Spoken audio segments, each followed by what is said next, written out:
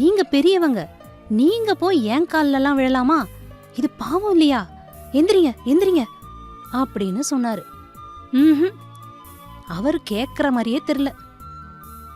தான் வச்சிருந்த வெள்ளி டம்ளரை எடுத்து அந்த பிராமணர் கையில வச்சு, நான் ஏதோ புத்தி தடுமாறி போய் திருடிட்டேன், இதை ஏத்துக்கோங்க, பெரிய மனசு பண்ணி என்னையும் தயவு செய்து மன்னிச்சிருங்க அப்படின்னு கெஞ்சினாரு சன்னியாசி. இந்த காட்சியை பார்த்த எல்லோரும் அப்படியே ஸ்தம்பிச்சு போய் நின்னுட்டாங்க. எப்பேற்பட்ட சன்னியாசி இவரு போய் இப்படிப்பட்ட கேவலமான காரியத்தை செஞ்சிருக்க முடியுமா? சான்ஸே இல்ல. ஏதோ ஒரு காரணம் இருக்கணும்.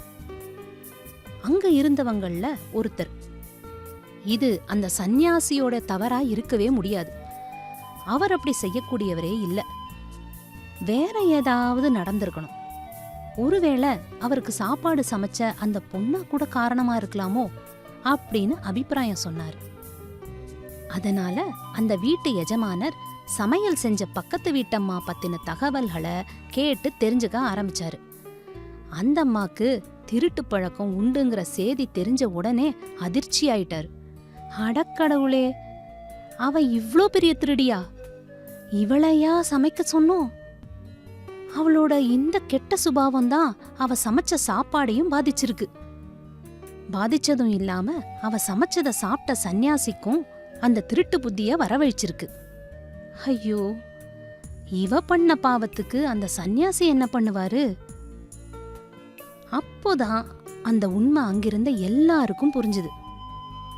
குழந்தைகளே, நம்ம சுவாமி இந்த சின்ன கதைய நமக்காக சொன்ன காரணம் என்னன்னு நினைக்கிறீங்க? நாம சாப்பிடுறது நல்லதா இருக்கணும். முக்கியமா சாப்பிடுறதுக்கு முன்னாடி சுவாமிக்கு பிரேயர் பண்ணணும். ஃபுட் பிரேயர், பிரம்மார்ப்பணம், ஹரிர்தாத்தா, இது போல பல ஸ்லோகங்கள் நம்மளுக்கு சொல்லி கொடுத்துருக்காங்கல்ல, அதை சொல்லிட்டு தான் சாப்பிடணும். அப்பதான் சாப்பாட்டுல இருக்கிற கெட்டதெல்லாம் அழிஞ்சு போகும், நல்ல சாப்பாடா மாறிடும்.